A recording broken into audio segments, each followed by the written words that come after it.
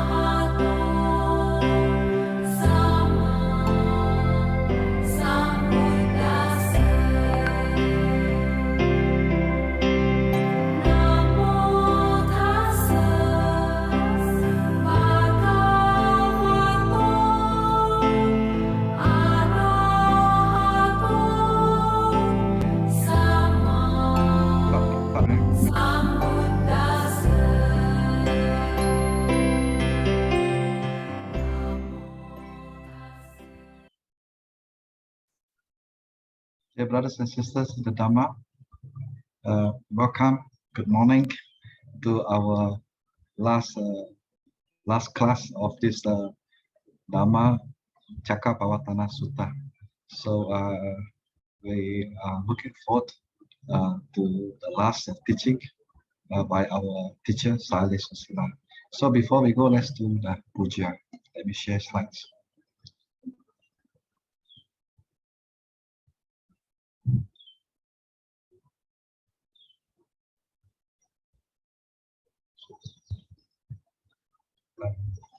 Let's sit comfortably.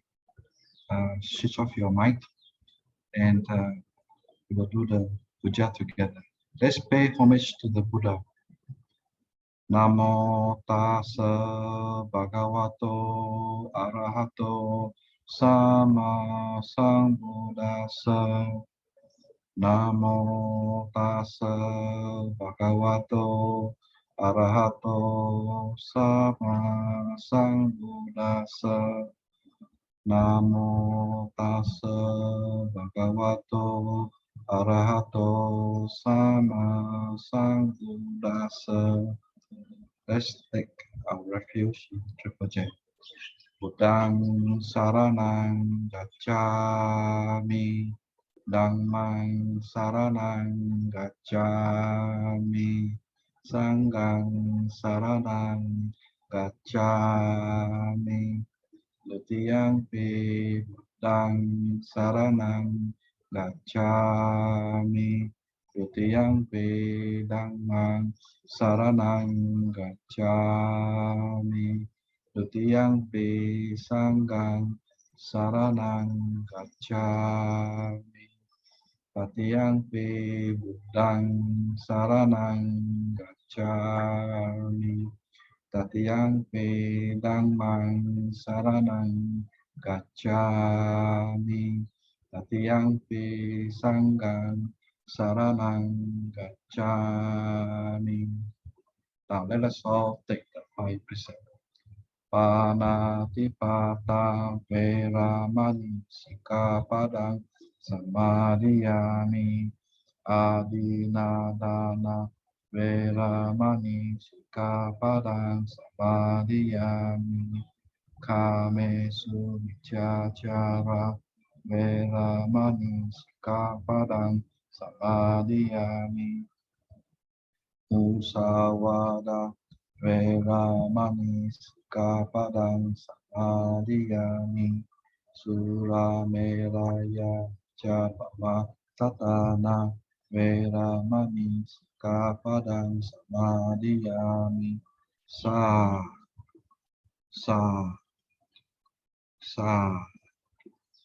Yeah.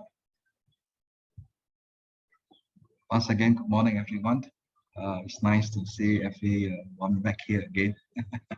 So today, Sayale will not be joining us, but we'll still go on as usual.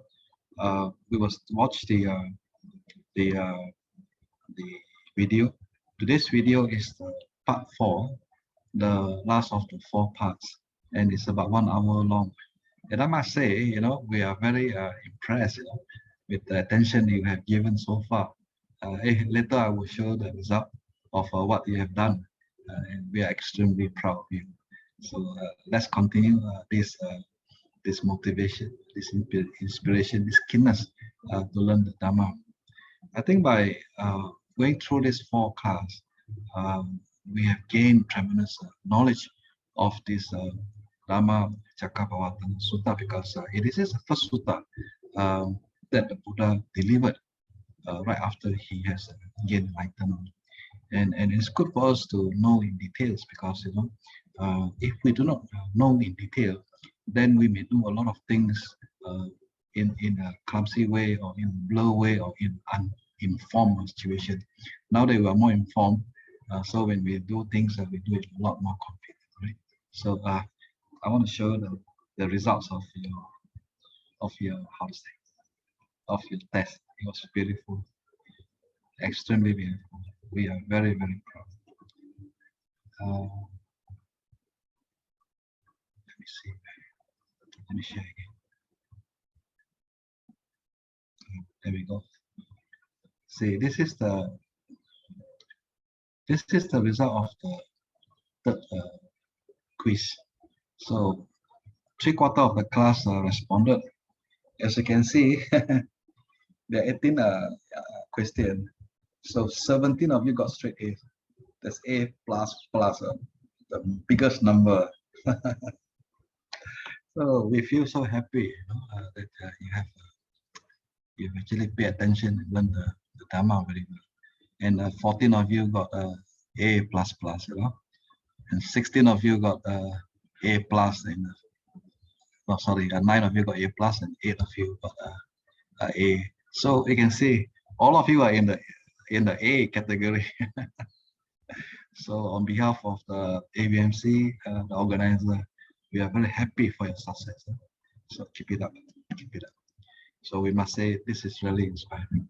And you can see from the previous quiz number 1, well, most of you also are there, but you are not extremely good yet. And you can see over here now, the number has built up. The number has built up, and the previous class was really beautiful. You can see all of you has become very learned already. So, like the congratulations, give yourself a big clap, man. Give yourself a very big clap. So that's really beautiful.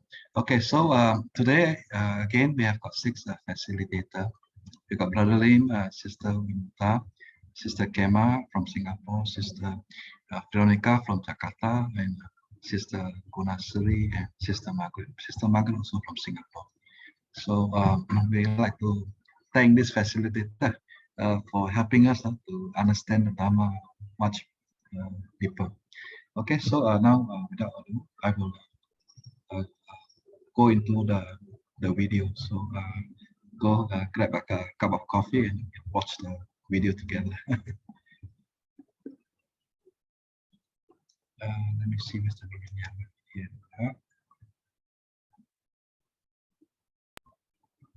Okay, everybody ready? We'll continue from the previous talk. We have finished discussing about the 4 noble truths.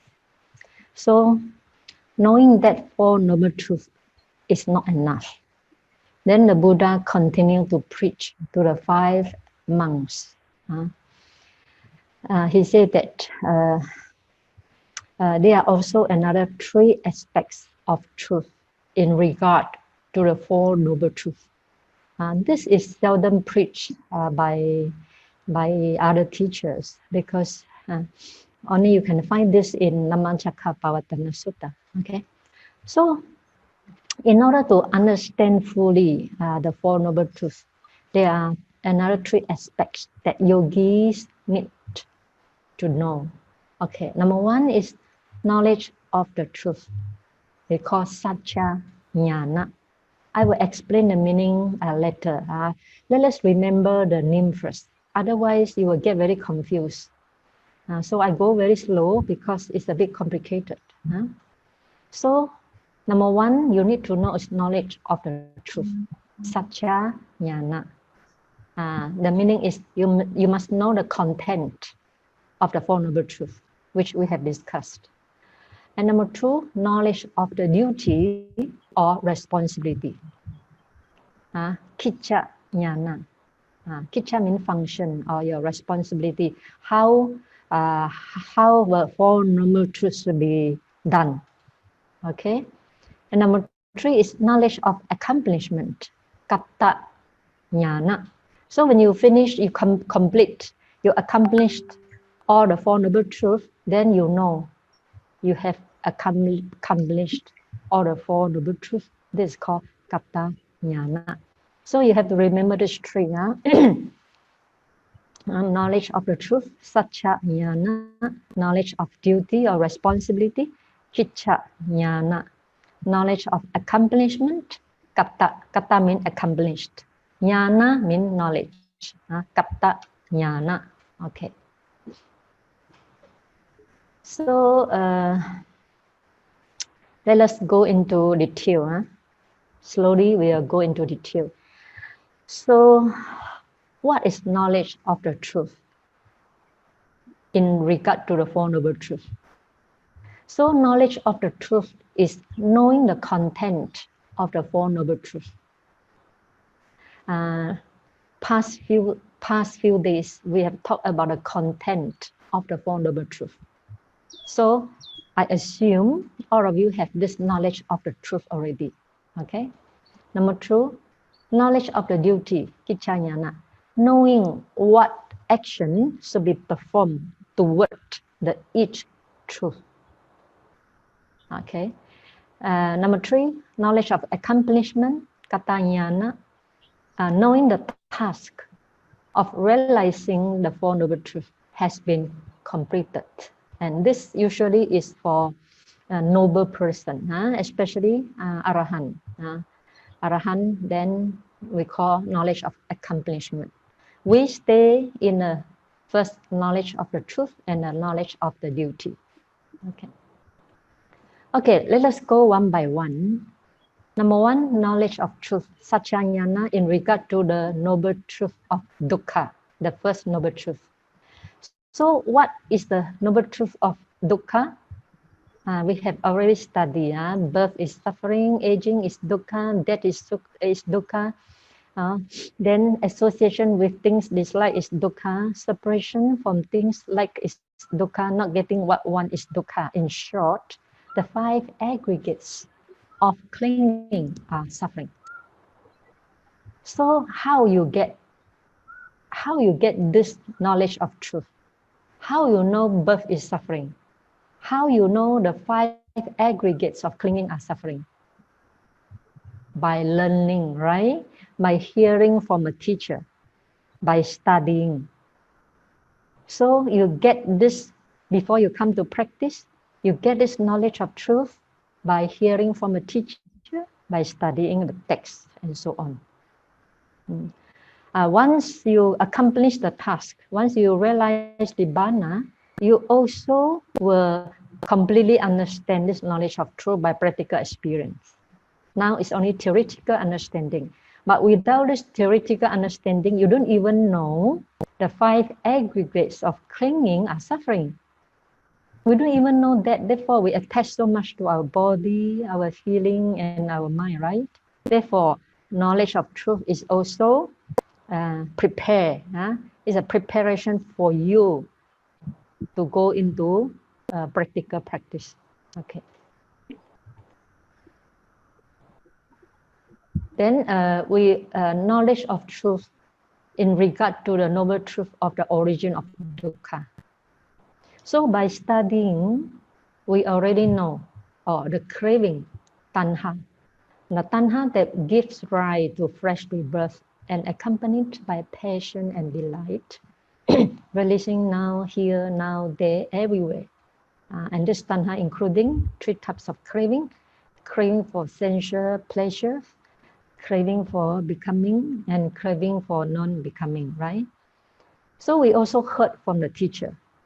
We study, we heard from the teacher, craving is the origin of suffering. Because when we say that birth or having 5 aggregate or clinging to the 5 aggregate is Dukkha, then we got to investigate the origin of this Dukkha. And then through hearing from Sutta, or studying Sutta, hearing from teacher, we get to know this knowledge that craving is the origin of suffering. This is called knowledge of truth in regard to noble truth of the origin of the Dukkha. Okay. The next one, the knowledge of truth, Saccāñāna, in regard to noble truth of the cessation of Dukkha. So what is the cessation of suffering? We already know the complete fading away and cessation, renunciation, relinquishment, release and letting go of that very craving and attainment of Nibbana is the noble truth of the cessation of Dukkha. So when you have this knowledge, you got you have the knowledge of truth. Therefore, it's also very important to have, pariyati. Pariyati means the learning knowledge. Very important to have learning knowledge. That learning knowledge is a direction for you to walk the path. If you don't know the direction, you don't even know what is noble truth, what is the content of noble truth, what is the content of the origin of truth, and you don't know that there can be the cessation of suffering, then if you don't know, you do not have all this knowledge of truth, you don't know how to start the path, right? And the last one, the knowledge of truth, satya jnana, in regard to noble truth of the way of practice leading to the cessation of dukkha. We call magga, satya. So by learning, by hearing, by studying, we also know that noble eightfold path is the way of practice leading to the cessation of dukkha. So if you have this knowledge, then you have knowledge of truth. Okay? So let me repeat one more time. So you need to have knowledge of truth in regard to the noble truth of suffering. You need to know the content of it. And you must have the knowledge of truth in regard to the noble truth of the origin of suffering, which is craving. You need to have knowledge of truth in regard to the noble truth of the cessation of suffering, which is the Nibbana, or the cessation of that craving.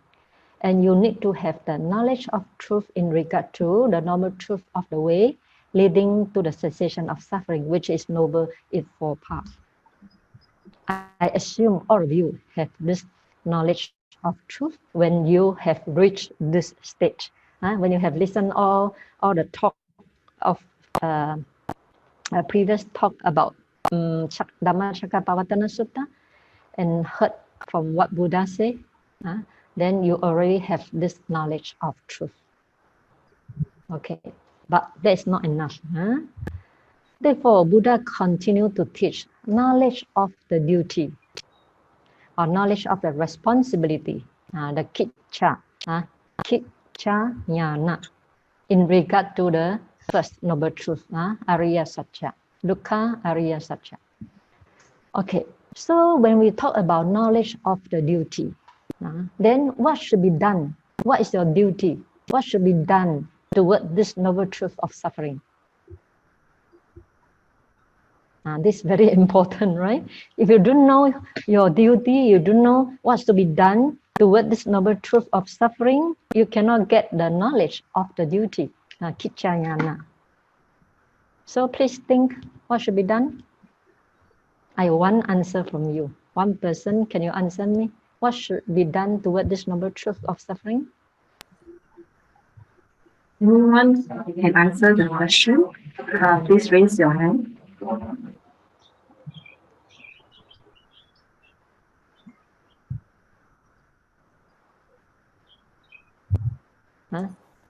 Anyone? Nobody want to answer?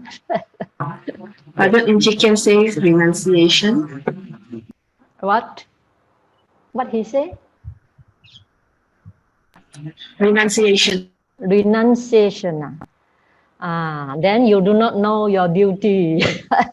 You do not get the right knowledge of the duty. Who else want to try? So what should be done towards this noble truth of suffering? Sister Andrew, can you unmute yourself? The truth of suffering need to be understood. Exactly. Very good. Sadhu, sadhu, sadhu. Okay. So your duty is to understand, thoroughly understand this noble truth of suffering. How can you understand? By repeated seeing the five aggregates as anicca, dukkha, anatta. Then you thoroughly know the normal truth of suffering. So when this noble truth of suffering, including aging, sickness, death, but aging, sickness, death, and separation from the loved one, all this arise due to having 5 aggregates, as I said before, right?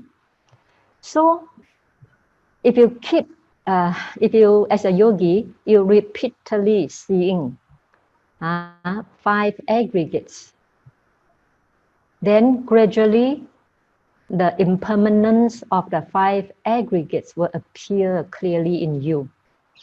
Then when you keep seeing again, then the constantly oppressed by arising and falling appear to you as dukkha.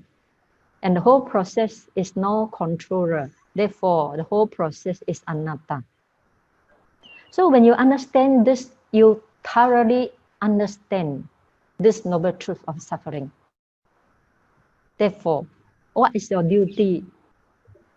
What is your responsibility as a yogi in order to get the knowledge of the duty?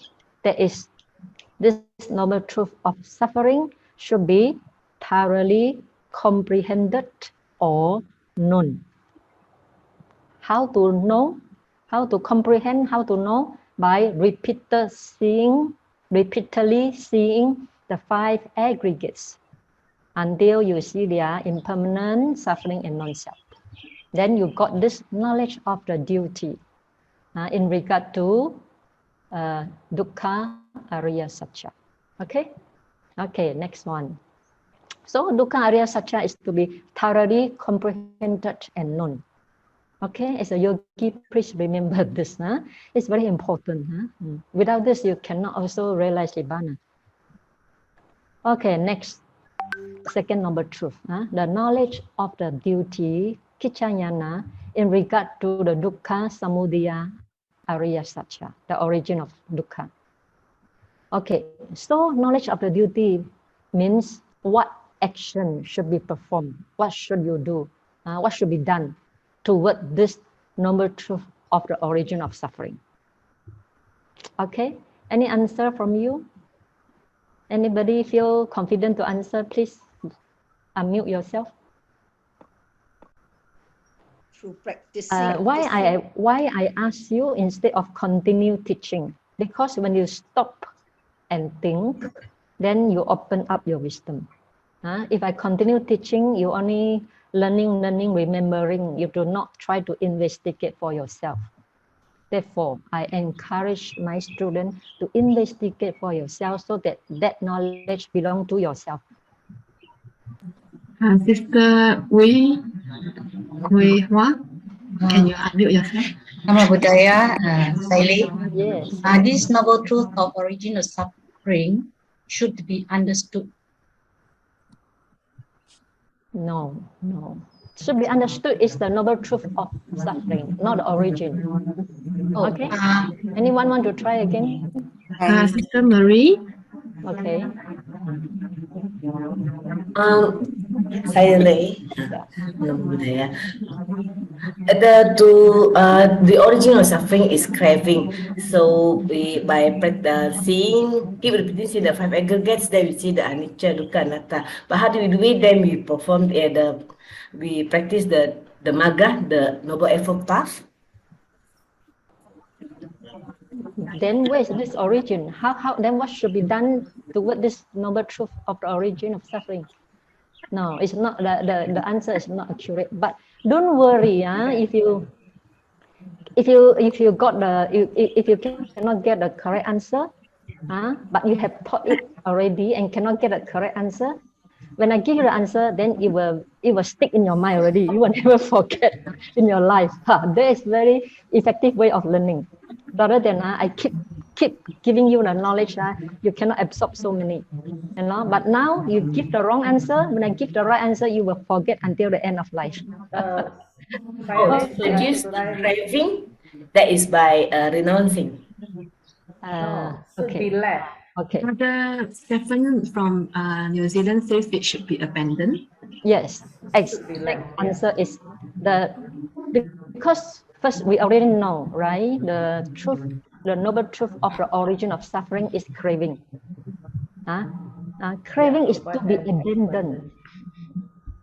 Even if you know craving is not important, not enough, right? If you know I got anger, I got craving, but this is not enough for me to reach the end of suffering. I need to abandon it. I need to remove it. Get rid of it. Only then I can reach the Nibbana, right? Therefore, so if we ask what action should be performed or what should be done toward this noble truth of the origin of suffering, and the answer is this noble truth of the origin of suffering is to be abandoned. So how you abandon this origin of suffering, craving? How? In practical way, how you abandon it bit by bit. Of course, not all in one, right? We all in one mean become Arahant already. But before we become Arahant, we abandon it bit by bit. How can we do? Right? Anyone want to answer? Sister Siu Fong. Yes. Okay, can you unmute yourself?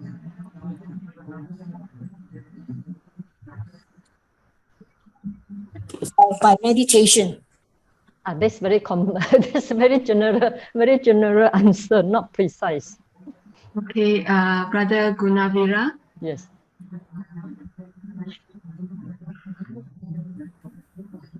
Thank you, Sister Kema. The thing is to always contemplate on always contemplate and abandon the craving for existence and sensual desire, and also non-existence. But this is not, you say always contemplate and abandon. How you abandon? How? You do not tell me how. To practice and to observe when the feeling arises, and also the cessation of the feeling. Okay. In another way, is to see arising and cessation mean anicca, right? Arising and falling mean impermanent, right? So you see, we have strong attachment, strong craving for 5 aggregate, right? So how to remove our strong attachment and craving for the 5 aggregates? Or another word, let me ask you, why you attach to your 5 aggregates? Why you attach to your 5 aggregate? Anybody want to answer? I think that is permanent. Yes, because we think that 5 aggregates bring us happiness. The 5 aggregates is permanent. The 5 aggregates is having eternal self. Because of this perverted or distorted perception, thinking 5 aggregates is happiness, permanent, and having self. Therefore, we develop attachment. We develop craving. So, in order to remove the craving, to abandon the craving for the 5 aggregate, we have to constantly see its impermanent, its dukkha, its non-self. Only then the craving will be let go bit by bit, right? Because how can we attach to something is dukkha? How can we attach to something is arising and passing away, right? So when your insight arose, keep seeing 5 aggregates as anicca, dukkha, anatta, then you abandon the craving moment to moment. The craving for 5 aggregates become less and less until finally using the sword of path wisdom, and completely remove the craving without remainder, then you attain arahantship. Okay. So if you understand this point, you know how to practice. You understand why me as a teacher always ask students to contemplate anicca, dukkha, anatta, in order for you to remove or abandon the craving bit by bit, moment to moment. Okay? Okay. Vihari, Brother Alan answered to be realized. Is that the word you were looking for? No. No. Abandon is the correct word. Huh? Abandon or remove is the correct word. Okay? Knowledge of, now we come to the third noble truth. Knowledge of the duty, kichanyana, in regard to dukkha, nirodha, ariya satya. Means the cessation of suffering. Okay, so knowledge of the duty means what actions to be performed toward this noble truth of the cessation of suffering.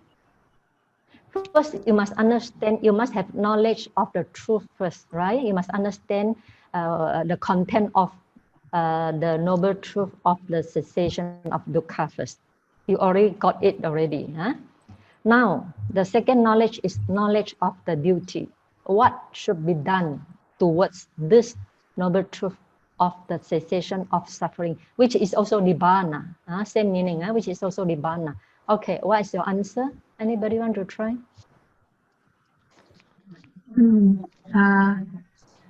Sister Jinping, can you answer? Hi, Salari. The action is to practice the Noble Eightfold Path. Noble Eightfold Path? No. I think you're no. Noble Eightfold Path is the last one. Now we are talking about the third one. No. Never mind. So if you get a wrong answer, then you understand your understanding of the Four Noble Truths is not complete yet. Then when you get a right answer from me, then you can remember till the end of your life. This is called learning, effective way of learning. Okay, anyone? Brother Sin? Be realized. Yes, exactly. Very good. So this noble truth, what actions to be performed toward this noble truth of the cessation of suffering, which is nibbana. Okay, so this noble truth of the cessation of suffering is to be realized. Realized by yourself, not by other people. Nibbana is to be realized by yourself. It's not to be known. It's not to be removed, right? It's not like noble truth of suffering is to be known. It's not like the origin to be removed, but the nibbana is to be realized by yourself. Okay, only then you have knowledge of the duty. Okay, next one, last one. The knowledge of the duty, kichanyana, in regard to the magga satya. Magga satya means the noble eightfold path.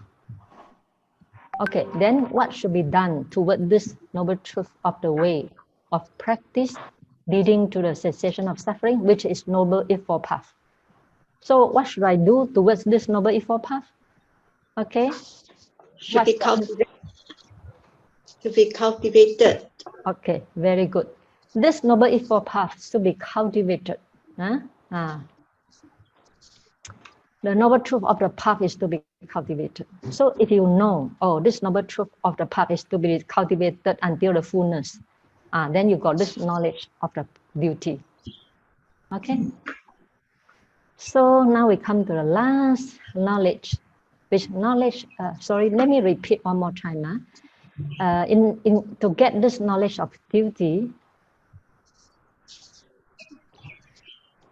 and the noble truth of suffering is to be comprehended or known.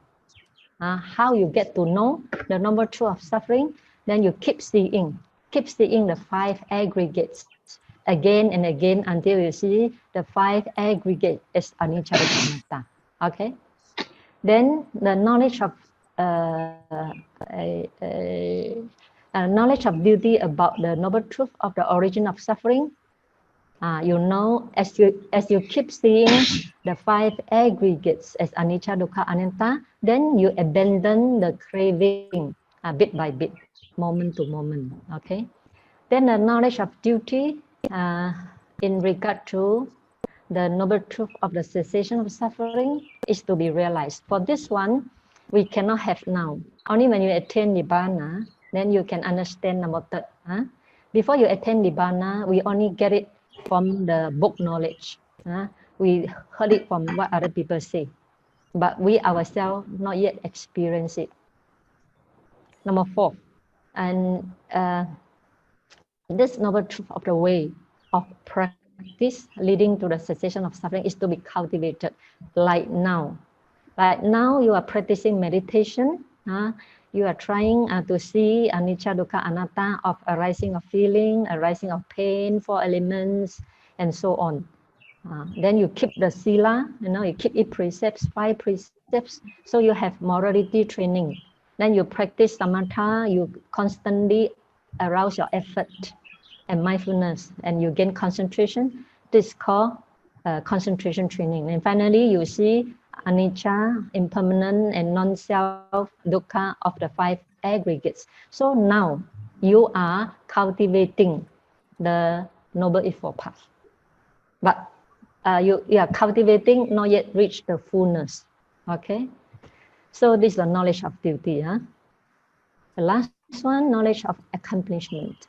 And knowledge of accomplishment, only you get this knowledge of accomplishment, we call kapta jnana, when you reach arahantship.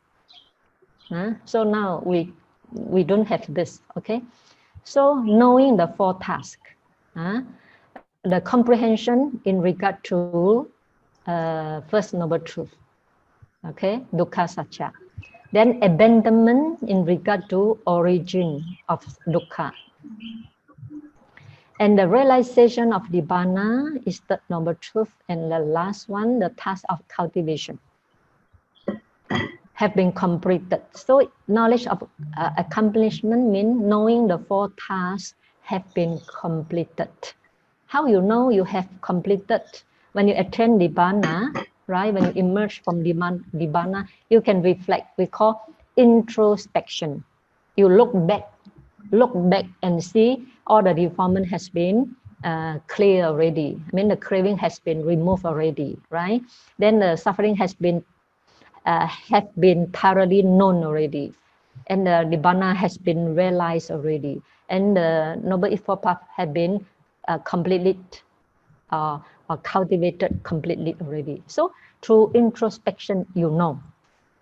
This is called knowledge of accomplishment. Okay. Okay, so in regard to the dukkha ariya satcha, there are 3 aspects of dukkha, right? 3 aspects of, there are 3 aspects of dukkha ariya satcha, which is knowledge of truth, knowledge of duty, knowledge of accomplishment. These 3 aspects. Okay. So the Buddha continued to teach, thus monks, with reference to the doctrine unheard before, there arose in me vision. Vision means the eye of wisdom, insight, discernment. Discernment also wisdom. There arose in me knowledge. There arose in me light. Because not only concentration produces light, wisdom also produces light. Therefore, Buddha say, there arose in me light. So, what is the doctrine unheard before? Oh, this is the normal truth of suffering. Before Buddha arise in the world, this noble truth of suffering is unheard by anyone. For example, because we are the Buddhists, so we have been told, and the noble truth of suffering is birth, is clinging to the 5 aggregates. But if you ask the Christian or Islam, the noble truth of suffering is birth, is clinging to the 5 aggregates. So this noble truth is unheard. It's unheard before by them because their teaching is different from Buddha's teaching, right? Therefore, similarly, before Buddha arrives in the world, so the normal truth of suffering, which is aging, which is birth, aging, sickness, and clinging to the 5 aggregates, this truth is unheard before by the Buddha, by the Prince Siddhartha also. Only after his attainment of Buddhahood, then he start to realize. Therefore, Buddha say, we reference to the doctrine unheard before. What doctrine? Noble truth of suffering is unheard before by him. And the second one, the noble truth of suffering is to be comprehended. It's not to be realized. It's not to be abandoned. It's not to be cultivated, but it's to be comprehended and known. This also unheard before by the Buddha, by the Prince Siddhartha, before his attainment of Buddhahood. Similarly, and this noble truth of suffering has been comprehended by him already now, completely comprehended by him. So in regard to these 3 aspects of Dukkha, Arya Satya, and which is unheard before, then from Buddha, there arose in me, Buddha said, there arose in me vision, eye of wisdom. There arose in me insight. There arose in me discernment. There arose in me knowledge. And there arose in me light, the light of wisdom. Okay? So to us, you see, we have heard this before, so it's not so how to call, not so special. But before Buddha gained enlightenment, all these things are unheard before by him. Only through his attainment of arahantship, all this become clear to him. Okay? The next one, 3 aspects of Dukkha, Samudaya, Arya Satya, the origin of Dukkha. There are also another 3 aspects. So this 3 aspects, what is this 3? Number 1 is this is the noble truth of the origin of suffering. And this noble truth of the origin of suffering is to be abandoned. And this noble truth of the origin of suffering has been abandoned by him. All these 3 aspects are also unheard before by the Prince Siddhartha before he gained enlightenment. So now after gaining enlightenment, he contemplates the origin of suffering. Then he said, there arose in me vision, insight, discernment. There arose in me knowledge, then there arose in me light. In regard to this 3 aspects of origin of Dukkha. Okay? Okay, then there's another 3 aspects of Dukkha, Nirodha, Arya Satya, the cessation of suffering. So what are the 3 aspects? This is the noble truth of the cessation of suffering, which is abandon of craving or nibbana, right? And this noble truth of the cessation of suffering is to be realized. It's not to abandon. It's not to be, not to be cultivated, but it's to be realized. And this noble truth of the cessation of suffering has been realized by the Buddha. So, and these 3 things, these 3 aspects of cessation of suffering is unheard before by Prince Siddhartha before his enlightenment. So after his enlightenment, he got all this understanding. Then he said, arose in me vision, insight, discernment, arose in me knowledge, and there arose in me light. Okay, to us like very common things, because we have been told this 4 noble truths again and again. So it's not something unheard before by us. But before Buddha appeared in the world, no one explained this 4 noble truths. Therefore, it's very precious. Therefore, it becomes the first discourse of the Buddha. Without understanding the Four Noble Truths and without understanding the three aspects of the Four Noble Truths, one cannot attain Nibbana. Okay. And the last one, the three aspects of Dukkha, Nirodha, Gamini, Patipada, Arya Satcha. I mean the path, Noble Eightfold Path, Magga Satcha. So what are the three aspects? This is the noble truth of the way of leading, of the way of practice leading to the cessation of suffering. Mean Noble Eightfold Path. So before Buddha enlightened, nobody teach Noble Eightfold Path. During that time, all the Buddhist ascetic, during that time, all Indian ascetic practice self-mortification. They torture themselves. So they never heard Noble Eightfold Path. They never heard morality training, concentration training, and wisdom training. Therefore, this Noble Eightfold Path is unheard before by the Buddha before he gained enlightenment. Okay? Then this noble truth of the way of practice leading to the cessation of suffering is to be cultivated. It's not to be removed. It's not to be realized. It's to be cultivated repeatedly. This is also unheard before.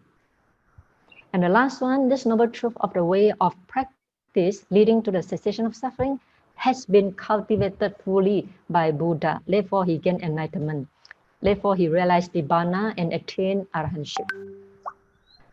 So in regard of these three aspects of the path, then Buddha said, there arose in me vision, insight, discernment, knowledge, and light. Okay. Okay, now we come almost the end of the sutta. Buddha continued to teach monks, so long as my knowledge and insight of these Four Noble Truths under their three aspects. Okay, what are the three aspects? Can one of you answer me before I proceed? Otherwise, I just want to make sure you understand. Any of you can answer me what are the three aspects? Sister Tammy, can you unmute yourself? Yes. The three aspects of truth is knowledge of truth, knowledge of duty, and knowledge of accomplishment. Sadhu, sadhu, sadhu. Well done. Okay, so if you understand, I can continue. If you cannot understand, no point continue. Okay. So under this, under there are three aspects and 12 modes. Okay, what are the 12 modes? Another person?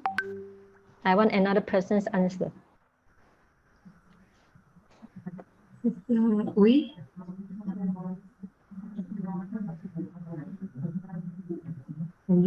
All the three aspects should be understood. Should be has been understood and should be understood.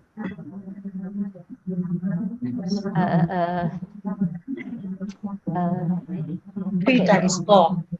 Okay, yeah, 3 times 4. 3 times 4, I don't know. Yeah, because first noble truth got 3 aspects, right? Yeah. Second noble truth got 3 aspects. Third noble truth got 3 aspects.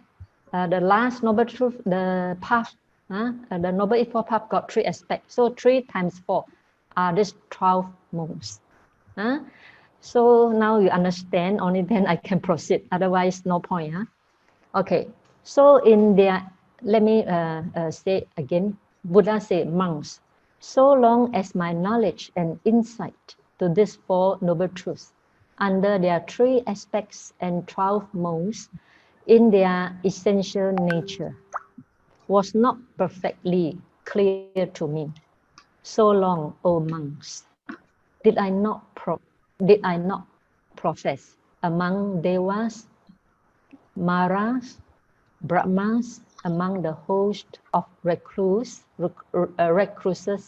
and brahmin, gods and mankind, that I had gained the incomparable supreme enlightenment. So Buddha said through his experience, before these 3 aspects and 12 modes become clear to me, I will never declare that to anybody that I have attained incomparable supreme enlightenment. Okay.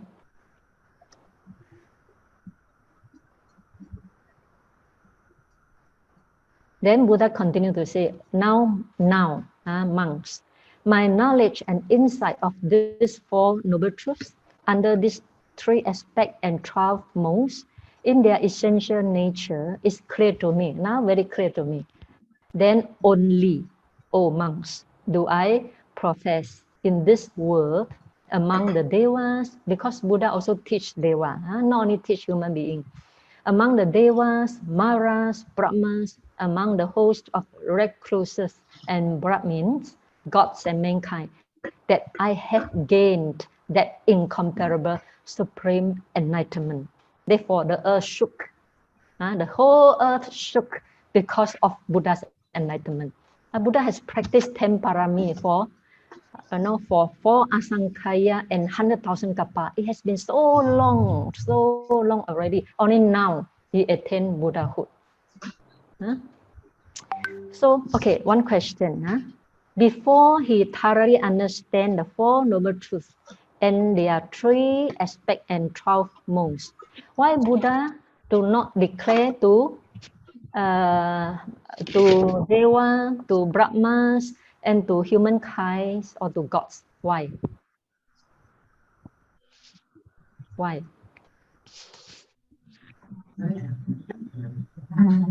Yes. Yeah. Can you unmute yourself? It's not a thing, Ivana. Sorry, cannot hear you. Unmute. Because the Dhamma is very profound and very few individuals have has little dust in their eyes to understand. Okay, but the one is teaching the Dhamma. What you say is the teaching, why Buddha do not teach. But here Buddha said, he didn't mention that he did not teach or teach. It's just that declare to the world, I have attained the Buddhahood. Before he see through the 4 noble truths under their 3 aspects and 12 modes, he did not declare simply because if he declare, it's amount to telling lies, right?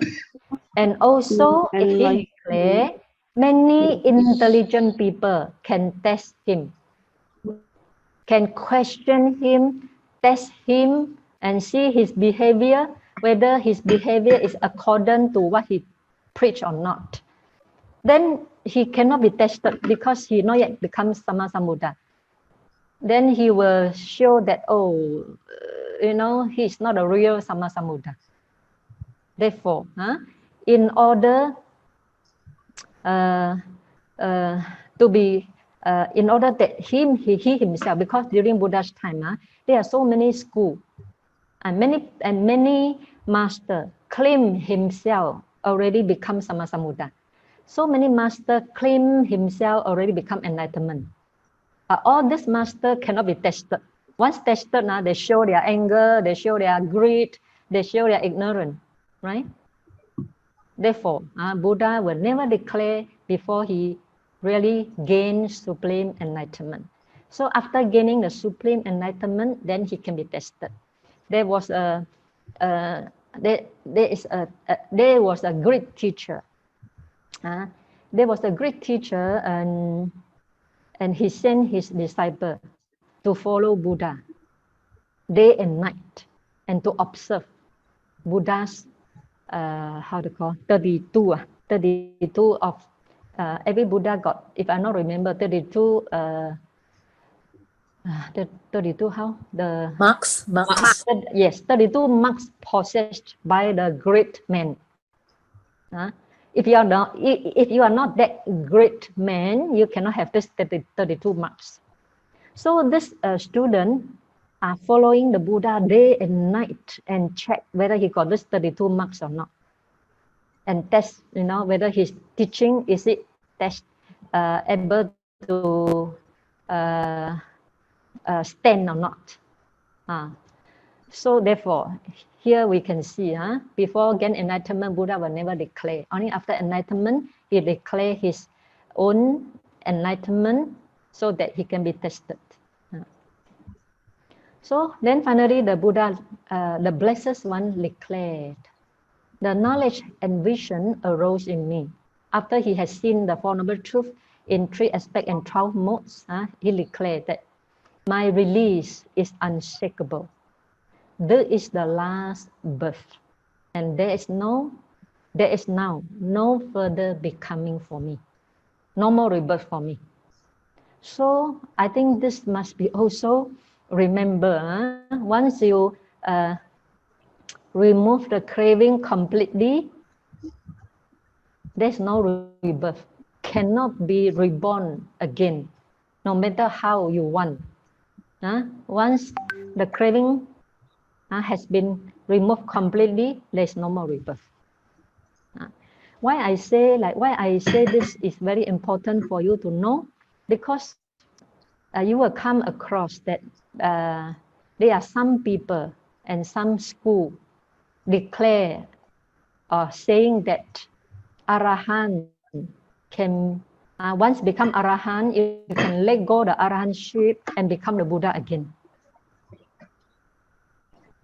If this saying is correct, once you become Arahant, means you have removed all the craving and become Arahant.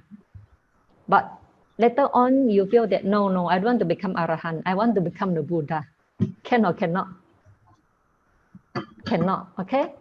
But later on, you will say some school telling in this way. And also some monks preach Arahant can reborn again. So you should have the knowledge to discriminate whose saying is correct.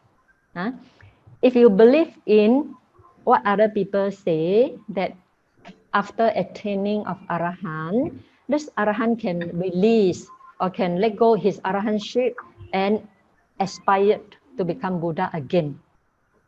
If this statement is correct, then what Buddha say, there is now no further becoming for me. It's wrong already. It's completely wrong.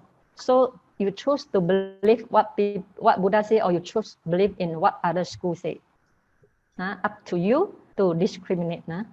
Why I mention this? Because there are so many confusion in the teaching of the Buddha. Many people proclaim the teaching completely different from what Buddha taught originally. Therefore, I need to mention this to you. Once the craving has completely removed, there's no more becoming. That's all. Anybody say there's new becoming, you should know he's teaching the wrong Dhamma. Okay? Okay, so after Buddha finished the talk, then the noble one noble one arise in the world.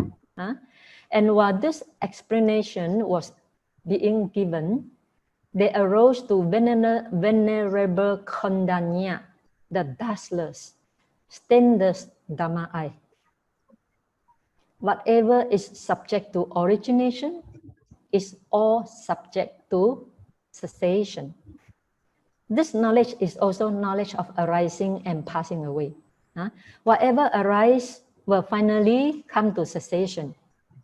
Even the birth arise will finally reach the end.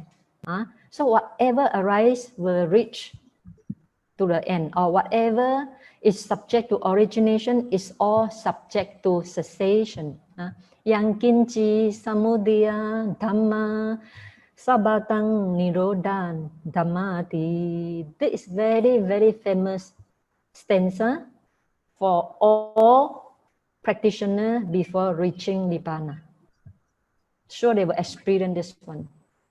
So this one is very common in Buddha's in the sutta. You can see this stanza very common in the sutta. Okay.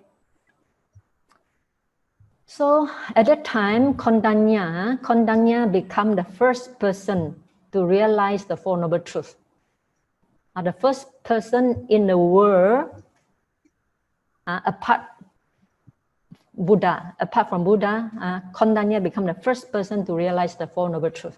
So become the noble Sangha. Okay, so, and when the Blessed One had set the wheel of Dhamma in motion, the earth deities proclaimed in the deer park at Isipatana, Varanasi, the Blessed One has set in motion the supreme wheel of Dhamma that cannot be stopped by ascetic, Brahmin, deity, Mara, Brahma, or anyone else in the cosmos, in the universe.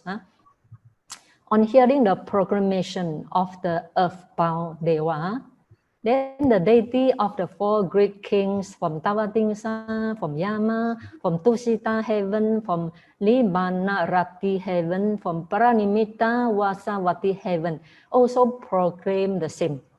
Everybody was so excited. So start from the human, then the earthbound Deva, then the sixth realm in the Deva realm. They all proclaim.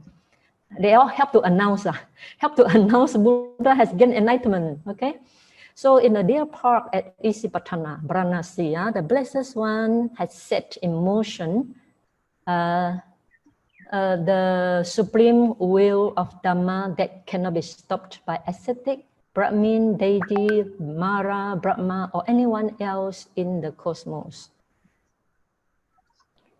So in that moment, that instant, the cry shout right up to the Brahma world, and a great measureless radiance appear in the cosmos, surpassing the of the deity, surpassing the light of the deities. It means that during that time, the earthquake, the whole earth shook and quaked. And the light appeared in the world, and that light surpassed the light of deities.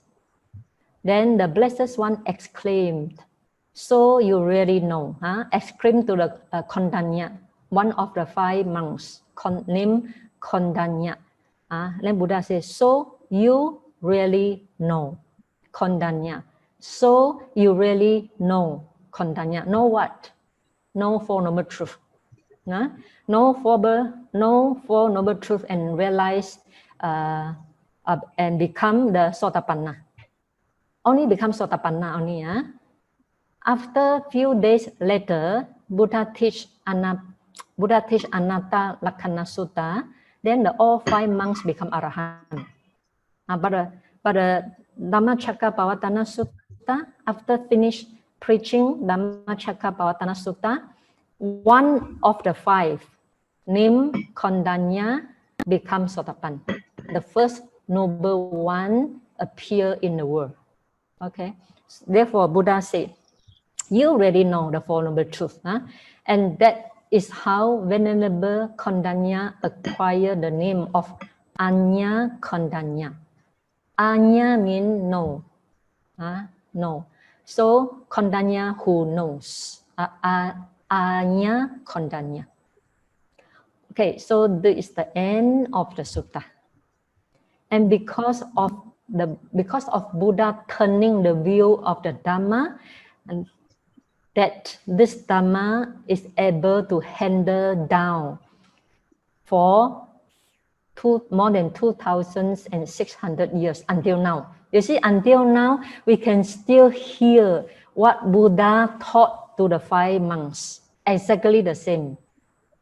So how blessed of us, how blessed of we that be able to listen the same sutta that Buddha first taught in the 206,000 years, 2,600 years ago. But any of you become Sotapanna or not? None of us become Sotapanna. Okay, so this is the end of sutta. I think exactly 1 hour. No time for you to ask question. And this sutta is very profound. You see, there are so many details inside, you know. So you have to listen to this sutta again and again until you get a better understanding. By one time listening, I don't think you can get all. So after this retreat, whenever there's time, please listen again and again and try to digest what you cannot digest now. Okay. So lastly, what I want to say is that, you know, nowadays, I think most students don't want to study sutta directly.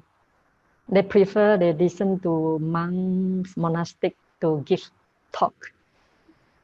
First, I don't understand why. For me, I want to direct go into sutta, right? I don't want to listen what other people say. But finally, I come to understand. Oh, why the student do not want to go directly into sutta? Because it's so difficult to understand. For this sutta, if you read 10 times also, you cannot understand what is Kichayana, what is Katayana, what is, you know, knowledge of function, right? You really cannot understand.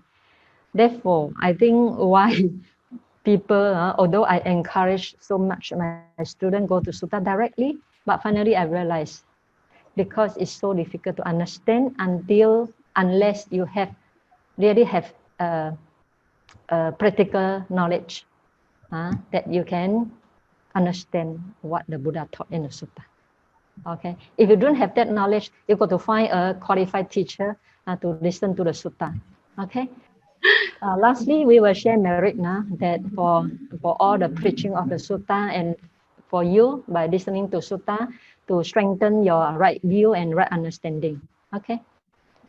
Etavata chammehi sampadang punya sampadang sappe dewa sappe bhutta sappe satta anumodantu sappa sampati siddhiya akasata chabummata dewa naga mahidika punyatang anumoditva cirang rakkantu sasanang cirang rakkantu desanang cirang rakkantu mang paranti ada imaya pati padaya cara marang nama parimoce sami idang me punyang asawa kaya wahang hotu idang me punyang nipanasa pacayo hotu mama punya bagang sabasatanang pajemi te sabe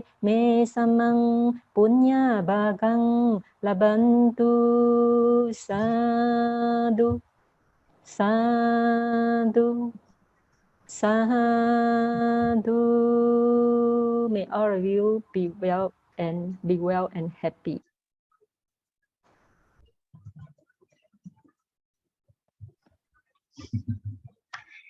Well, this is such a beautiful teaching. Although Saleh is not with us this morning, but her talk is so so profound, you know, and I can see some of you even ask questions in the chat box as though she's here. So that's the beauty of a good teacher. You know? Today she cannot be with us is because she's running a retreat at AVMC. And that's why she cannot be at two places. So I hope today's lesson has given us the good understanding of the three aspects of the Four Noble Truths, you know, the underlying layers. How do we understand? How do we abandon and how do we realize? So we're going to go into breakout room. Today, actually, we have got 5 faci, and the facilitator will then ask you the question. I have actually sent out the question in the WhatsApp group. You can also read the question there. And we'll spend about 30 minutes so that you can express your understanding. You can discuss what you know, and also you can discuss what you do not know, so that everybody will gain from this knowledge. Then we'll come back to the main hall. So in the main hall, then as usual, I will call up the groups to do the sharing. And perhaps we will then spend maybe the last 5-10 minutes for us to say goodbye to each other, and then we can close to discuss. Okay, so I hope you have a good discussion. Sister Kema, can we send everyone to the breakout room now? And then I'll see you later in the main hall.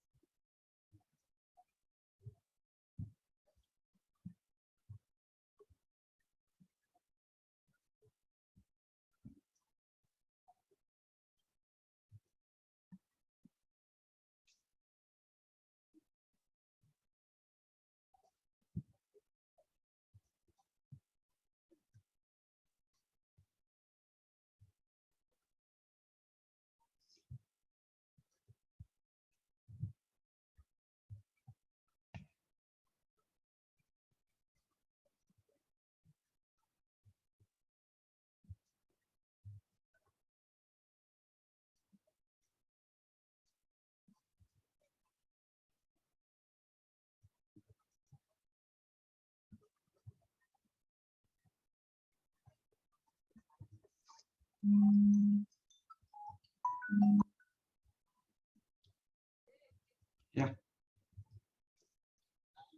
Yeah. Speak.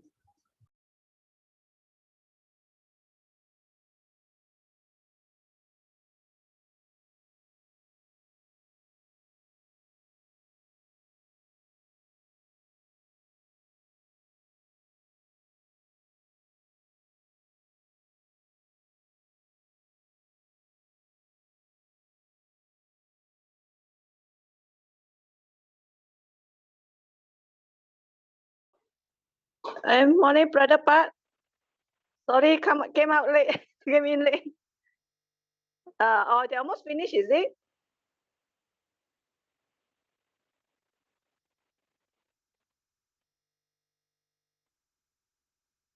Can you hear me, brother? Yes, I can hear you. Oh, I thought I cannot hear. Yeah, I just I unmute myself. So you just wait for a while, the rest will come in. You don't mind, you It's just okay wait lah. now. I missed the discussion. It's okay. Just here. Yeah. Thank you.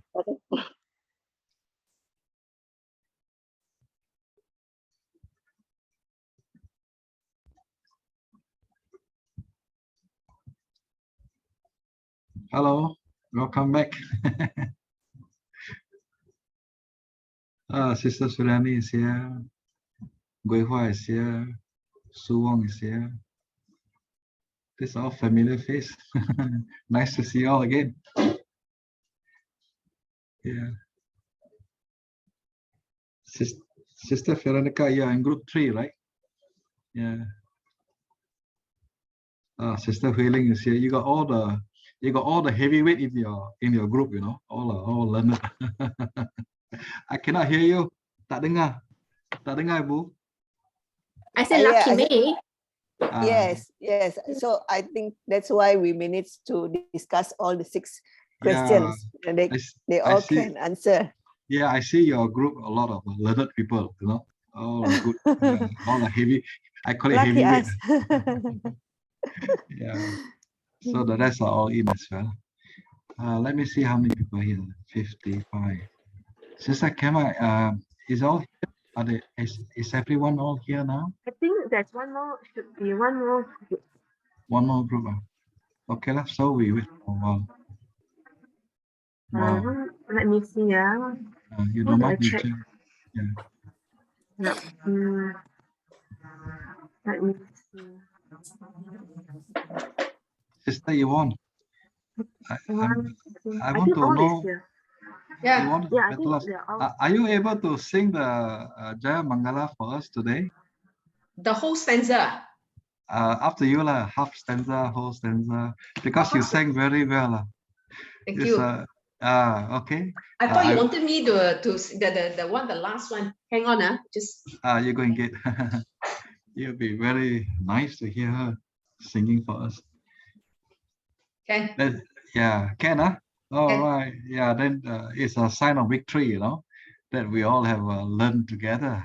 So, welcome back, everyone. Is everyone back here already? Yes. Okay. So welcome back. I'm sure you all had a very good discussion. I saw group 3 has a lot of heavyweight, you know, all the names are all learned people. So maybe group 3 go last, because they are the best. Now, shall I call group 4, Sister Gunasri? Because why, you know, she is very professional. I saw all she type it up in a slides form and all that, capture all the discussion. Very well done. Sister Gunasri, the floor is yours. Yeah. Thank you. We didn't manage to discuss all the questions, so we managed to discuss 3, but but I'd like to thank the group members for sharing their views and also input. Well, look at that. So this is to help my members to also share the presentation. May I invite Sister Su Bo Hyung? Sorry, I forgot her full name. Sister Su, can you unmute yourself? Yeah. I am Su from Malaysia. Thank you. Okay, let me try. Sorry. Okay, the first question that our group discussed is the 5 aggregates of cleaning and suffering. And what is the 5 aggregates? So we say the 5 aggregates is actually the forms, the body, which is the feelings, the perception, mental formation, and the consciousness. And then we gave some examples of what they are. And we are saying that, we think about it as a permanent. Why do we cling? Because we wanted it to be permanent, because we have this pleasant sensation, and then we identify it as ourselves. Therefore, we establish this attachment and the craving for them. And therefore, it leads to our 5 aggregates of clinging. Anybody want to add? Which is the wrong view, right? Which is the wrong view, yes. Yeah, that is well the done. Well done. Okay, thank you. We can go to the second question. The second question is how these 5 aggregates of clinging works when we see or hear or smell or touch or think. That is what we say. So as we say, we have all these 6 senses, 6 base senses. When it comes in contact with the object, our feeling will arise, whether it is neutral, pleasant, or unpleasant. And then all these will rise our craving. Because if we like something, like we eat or we hear or we see, then we tend to cling to it. And if we feel hatred, then we will reject it. Okay, and then we gave some example of actually how we cling. Like just now I mentioned, like contact of food, touch is the tongue. When we see the delicious food and we smell the beautiful aroma, and then it will give us the previous mark in our perception. We have tasted it before, and then that was my favorite food. So our craving came back again, right? And then when we touch with our tongue, when we feel the food in our mouth, then the pleasant feeling will arise. And therefore it gives a sense of happiness. And then wrong view again, like what Brother Buck says, it is like happiness, permanent, and I consider it as my favorite, and it is clinging to I and myself. So this is another one we discussed. You want to give way to other Oh, another person. Okay, can. We give way to other group, then if we have time, we come back. So thank you, Thank you. Group 3, Sister Good Munasari. floor. Yeah, well done. So can I call Sister Kema and Group 1 to share your discussion that you had? Okay, thank you, Brother Bucks. For Group 1, we have Sister Siyong, who has helped us take notes, and she will be presenting the questions we have discussed. Do we discuss from third question? Yeah, because right? the first 2 questions, I think we have gone through. Yeah. Okay. Please go ahead, Sister Siyong. Thank you. Okay. So good morning, brothers and sisters. Yes, we will continue from question 3. And question 1, I think the content is the same. We also, this one, shared the same kind of answer, more or less. Question 2 also.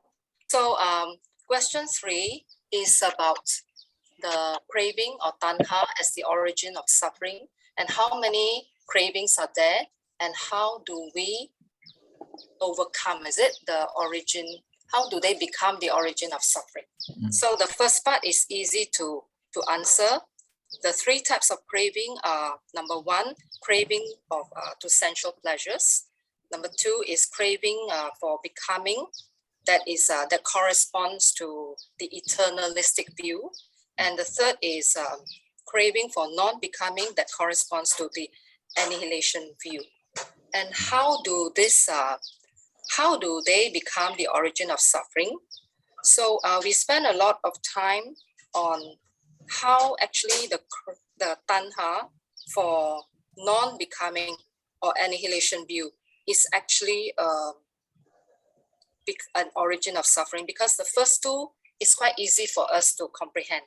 The craving for sensual pleasure and craving to becoming, that we want to be reborn again and again. That is clinging.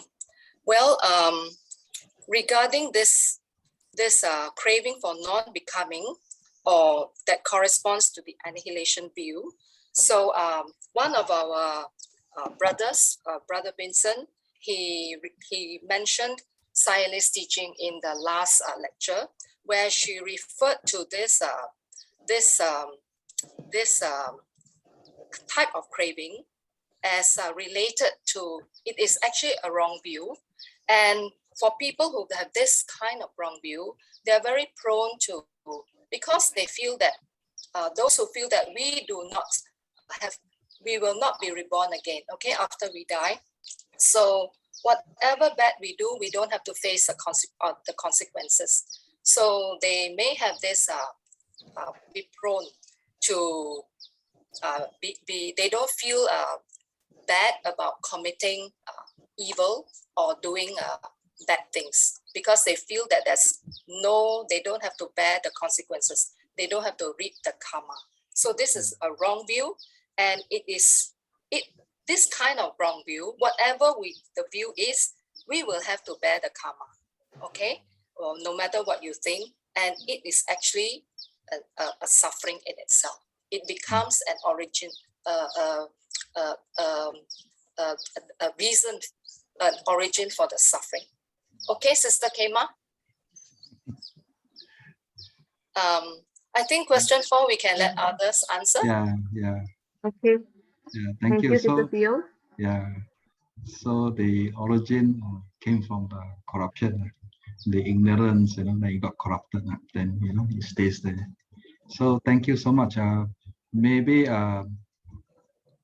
because I'm not Sayale, I felt we have to support each other. Anyone who has got a good knowledge to support what Sister Siong has mentioned about the origin. Anyone here want to support it? Okay, never mind. Then I go to the next group. I like to call Brother TC Lim, because Brother TC Lim group also is very active. So Brother TC, Sister Kema, can you unshare so that we can move on to Namo Buddhaya, group 5? Yeah. Brothers and sisters. There were all the participants were in the group will have the opportunity to share, and perhaps many of us were new to Buddhism, okay, and they express the difficulty in understanding today's topic. Okay, so having said that, okay, we are attempting to answer question 5, which is the main topic for today. That is, what is the 3 aspects and 12 modes of noble truth in simplified terms. Because we are all newbies, right? So maybe I would like to invite Sister Vina to represent the group, just to share whatever we understand. Thank you. Sister Vina. Yeah, actually this question of 5 is very profound, and I will just simplify the 3 aspects. Number 1 is to understand the truth or the knowledge and learn the suttas. Number 2, our duty is then to cultivate and practice what we have learned. And number 3 is accomplishment, which is the realization of the teachings.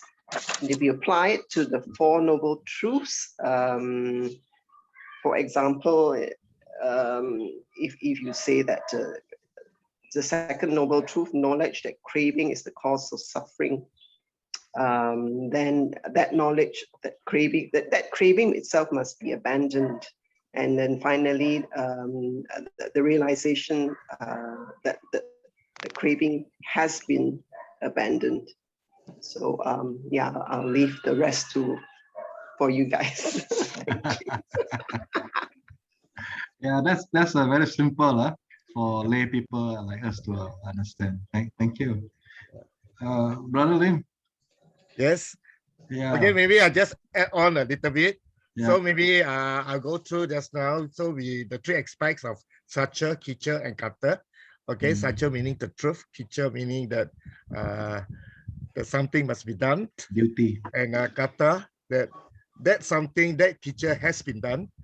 Okay, so Satya, for the first noble truth, okay, the Satya refers to the knowledge of understanding what dukkha is.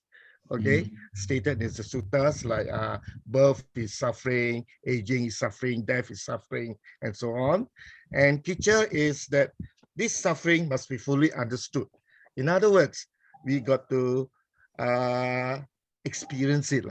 Okay, okay, we got to experience and understand it through ourselves. And of course, kata is that dukkha has been fully understood. You know, fully understood meaning it's not as simple as that. No, fully understood means that we are ready to go forth already. You know, we really understand dukkha already. We will not cling to sensual pleasures anymore. Yeah. So for the second aspect, the cause of suffering, tanha.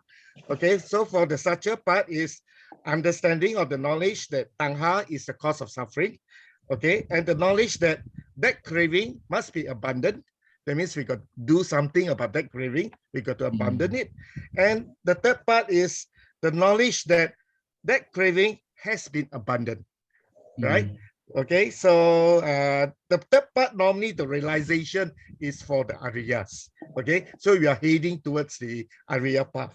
So the third aspect of dukkha nirodha, knowledge that the first part is knowledge that the remainderless sensation of suffering is the sensation of suffering, which means that it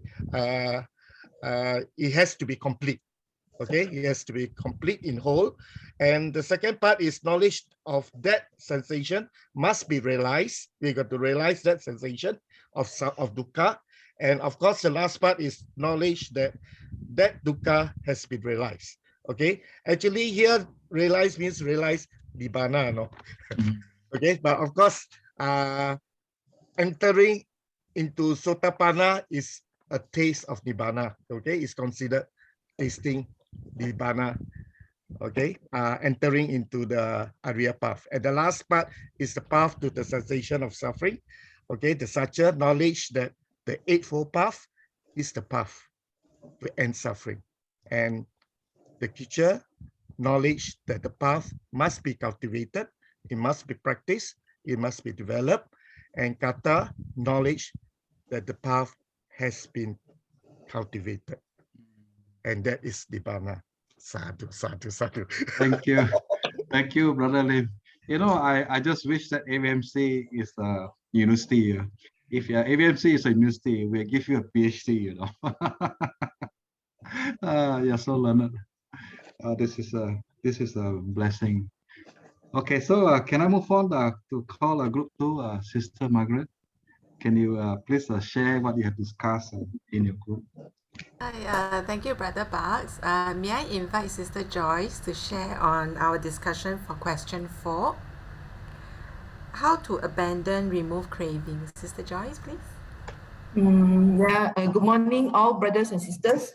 Okay, we have discussed all the questions, but we choose to present question 5, right? Or question 4, how to abandon craving. Yeah.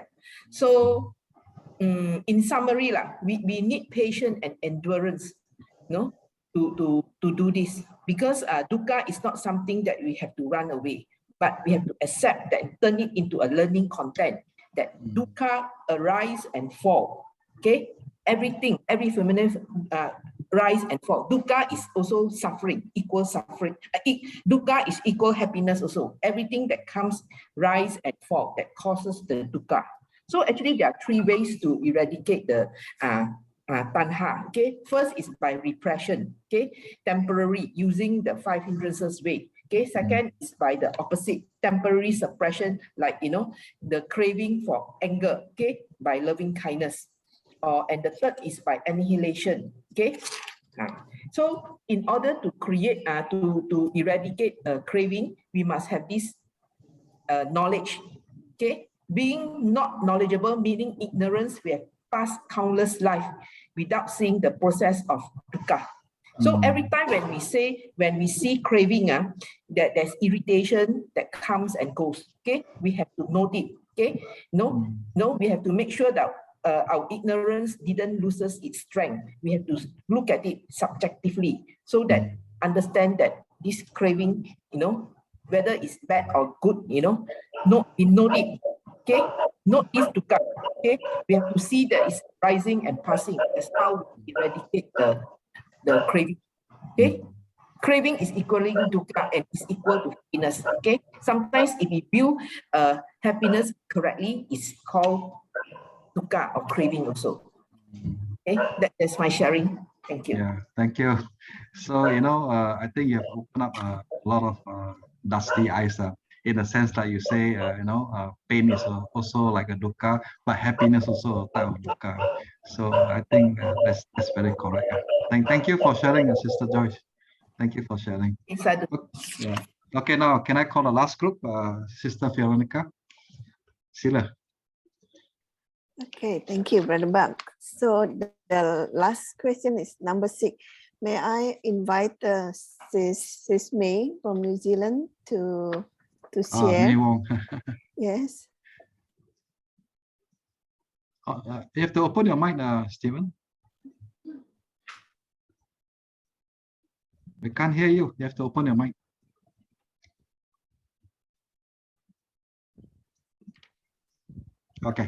Okay, we got it. Greetings to all Kalyanyamitas. Hello, Brother Bak Sukianto. Okay. Yeah. I was just sharing from our experience that Stephen and I had read over the Cakka Sutta between us quite a few times, but we don't quite get to the depth of what it means apart from the words that it says. And the first time we actually listened to it was during the Satipatthana retreat at the end of last year when Sali ran the retreat, and from the second lesson, the second talk on was on the Dhamma Cakka Sutta. So we got a better understanding of it, but this course has really helped us get a much deeper understanding of the sutta, because there was a week in between, together with the quizzes and reviewing the listening to the talk again twice and reviewing it. It has given us a much better understanding and deeper the deeper meanings of what we really need to know. And in fact, this itself, if we practice it wholly, would bring us right up to Nibbana if we have the energy and the inclination to do so.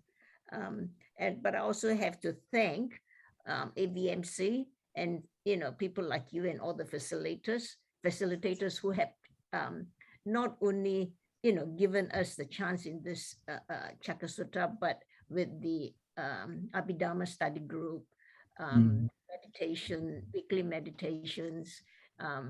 It has really helped us branch out to connect the theory together with the practice, and with Sali being present to answer, questions from all the Kalyanamittas, questions that we never actually thought about ourselves, has really helped both of us to actually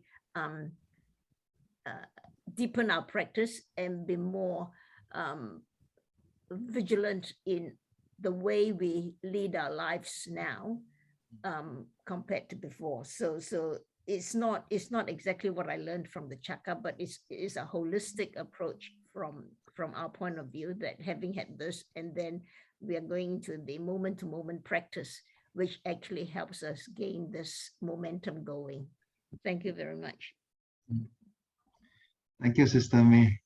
Thank you for all your kind words.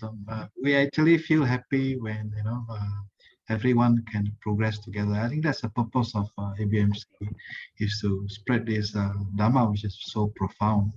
You have withstand the test of time, even 2,500 years ago. Is still applicable to our life today. So that's why we are doing all this. So thank you. And today, I think we have a small victory. We have gained a lot of knowledge from this 4 lesson. That's why I have invited Sister Yvonne. Now, Sister Yvonne is from a Metta Lodge. She's in the Johor, and she did the 9 attributes of the Buddha earlier. And in that 9 attribute Buddha, she sang the Jaya Mangala Sutta. So this morning I just asked her, would you mind doing it again? So you know, she without hesitation, she said, yeah, I will. So I think you know, let's conclude our sutta lesson that we all learned together. This victory that we have overcome the how to say, the darkness. Now we have gained more and more knowledge. So it's a victory for every one of us. So Sister Yvonne, you don't mind, you lead us to this Jaya Mangala Sutta. Thank you. Brother Bucks, thank you very much for the opportunity. And I would like to add on something. Since today is actually the last of this lesson, I would also like to end it by, after I sing the Jaya Mangala Gatha, to end it with the Tisarana, which is the Chatta Manawaka Gatha, so that we can once again aspire to follow the triple gems in whatever we do. So I'll just need a little bit more time after the completion, yeah, if you don't mind. Yeah, go ahead. Bahung Saha Samabinim Mita Sayudantang Girime Kalang Udita Gora Sasena Marang Dana Tidam Avidina Jitava Munindo Tangte Jasa Bhavatute Jayamang Galani Mara Tire Kamabiyu Jita Sabaratin Gorang Panalava Kapmaka Matadayakang Ganti Sudan Davidina Jitava Munindo Tangte Jasa Bhavatute Jayamang Galani Dalagiring Gajavarang Atimatabutang Dava Gijakamasaniva Sudarunantang Mumetang Puse Kavidina Jitava Munindo Tangte Jasa Bhavatute Jayamang Galani Okitaka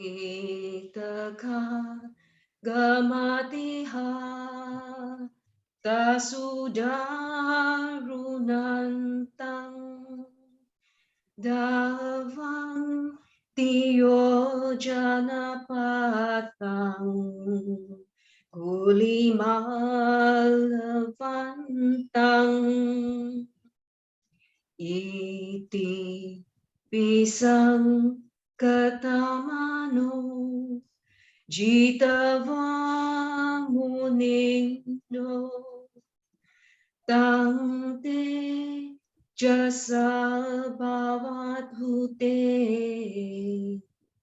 Jayamang Galani Katwanaka Tamudarang Ivagavaniya Jinchaya Dutavani Chanang Janakai Yamaje Santena Som Mavidina Jitavam Munindo Tam Tejasa Bhavatute Jayamang Galani Satchang Vihai Yamatisa Chakavada Ketum Vada Biropitamanang Adian Debutang Panyapadi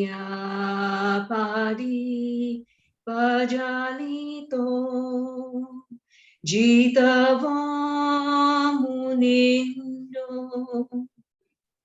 Tante Jasa Bhavatute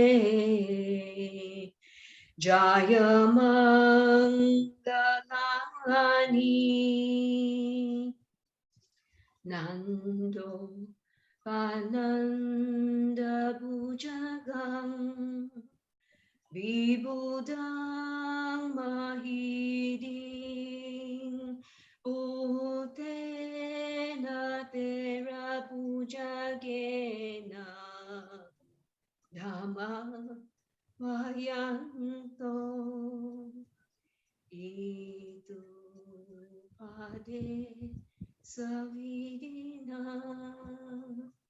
Jitavamunindo Tante Jasa Bhavatute Jayamang Galani Dukkha Hadi Dibujagena Sudathahatam Brahmang Visuding Jutimidi Vakalpidanam Jnana Kadena Vidina Jitavamunindo Tang Tejasa Bhavatute Jayamang Galani Eta Vibhuda Jayamang Gala Athagata Yobacha Kodina Dine Sarate Matandi Vedwanane Kavividani Chupadavani Mohokang Sukang Adigameya Naro Sapanyo.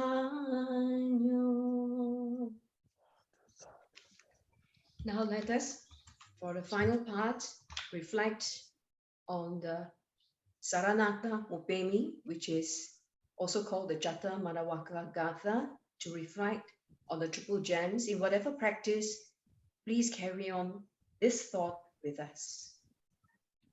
Yovada Tampava Romanu Jesu Sakya Muni Bhaga Vakata Kicho Para gato bala virya samangi tang suga tang sara natamu pemi raga viraga maneja masokam Dhamma masangkata mapati kulang madurami mangpaku nang suvibatan Dhamma mimangsara natamu pemi Yata Jadina Mahabalamahu Jatusu Suchisu Purisa Yugesu Atacha Pugala Dhammadasate Sangami mangsara natamu pemi. Sadhu, sadhu, sadhu. You know, tears keep rolling down my eyes. So beautiful. So beautiful. Yeah, so beautiful. Thank you, Sister Yvonne. So I guess we have come to the end of this class. So I hope this fourth class we have eradicate some of our ignorance, learning the true Dhamma. And thank you for your participation. We enjoy, hosting you guys because you're all very learned. And, I can see the development that you've done. That gives us a lot of joy. So with that, I think we'll say goodbye here. All right. So I see you all the best. And in the coming Vesak, I wish you a happy Vesak. And you continue to progress in your spiritual path. Bye-bye. Bye-bye. Sadhu, sadhu, sadhu. Bye-bye. Sadhu, sadhu, sadhu. Thank you, all organizers. Thank you. Thank you, everyone. Sadhu, sadhu, sadhu. Thank you, everyone. Take care. Thank you, Sister Yvonne, for singing. Thank you. Thank you, everyone. Sadhu, sadhu, sadhu. Thank you, everyone, Brother Bucks and all the organizing team and all of you. May you all be happy, healthy, and blessed. Thank you. Bye. Okay, sadhu, sadhu, sadhu. Happy Vesak, everyone. Thank you to all the facilitators.